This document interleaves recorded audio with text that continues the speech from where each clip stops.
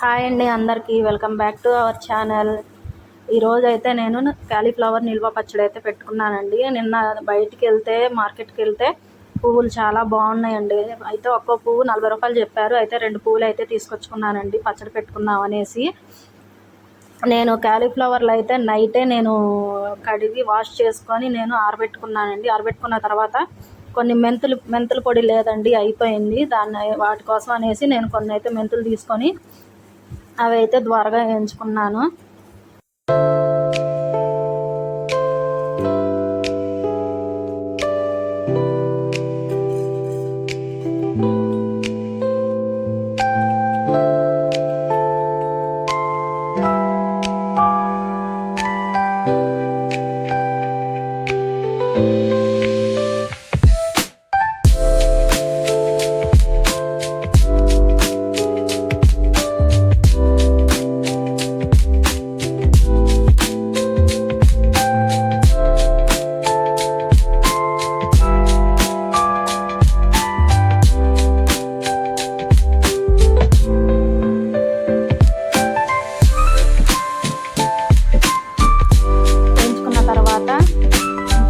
Cauliflower పువ్వులలో ఒక cup కారం, ఒక గిన్నె కారము, ఒక హాఫ్ గిన్నె ఉప్పు, కొంచెం పసుపు అయితే తీసుకున్నానండి. నేను దీనికైతే పచ్చడికి అయితే గ్రౌండ్నట్ ఆయిల్ యూజ్ చేశాను.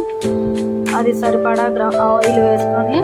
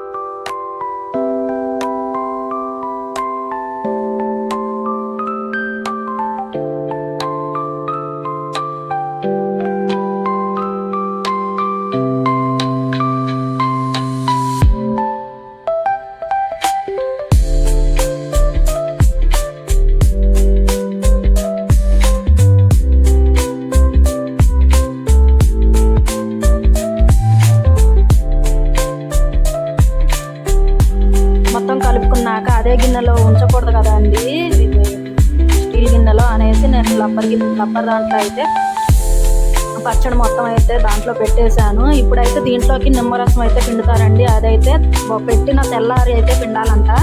అందుకనేసి నేను ఇప్పుడైతే పిండలేదు, నిమ్మకాయ రసం అయితే పోయలేదండి.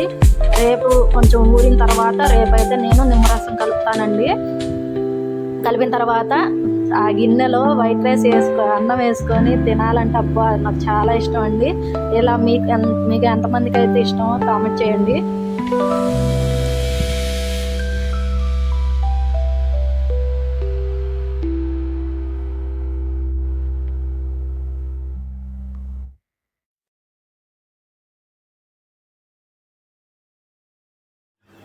అన్నం కొంచెం అయితే వేసి అయితే కలుపుకున్నానండి.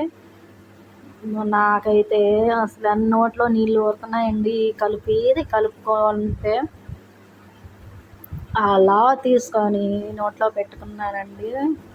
ఎప్పుడు తినాలా నోరు ఊరుతుంది. చాలా బాగుందండి పచ్చడి, మాత్రానికి సూపర్ ఉంది. నిజంగా చెప్తున్నా, చాలా బాగుంది.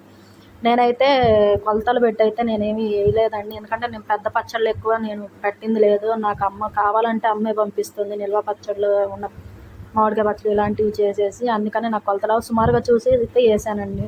బాయ్.